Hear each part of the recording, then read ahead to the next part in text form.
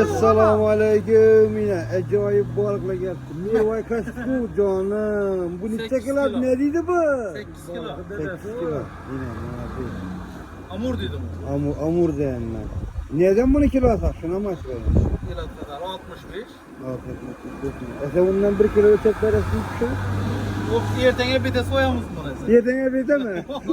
Onda buladılar yedene Koca bir de. kadar bir iş kıyım. Zakazet şu nömürle bayağı nömürme ekranda koy verin ya. Ben de neyine ya bu? 3'ü bomurla 3'ü yine.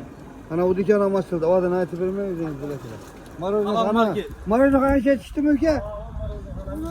Marojna kana bir gün işe çıktı o da haber. 10 belları taklaştırıp verem. Birini açtık. Bu tamam. Nömür gerek mi daha ya? Uzunadan işlep duradı. Edirsen mecbur bırak. Gerekti. Sendir değil mi? Balığı dedesi geldi. Ne dedi bu dedik ha? Murat Kasap kovuzu. Yani bir kim abi bu? Oh yok ya. Ha ben haber mi var? Murat Egem Gegem Bey Kasap.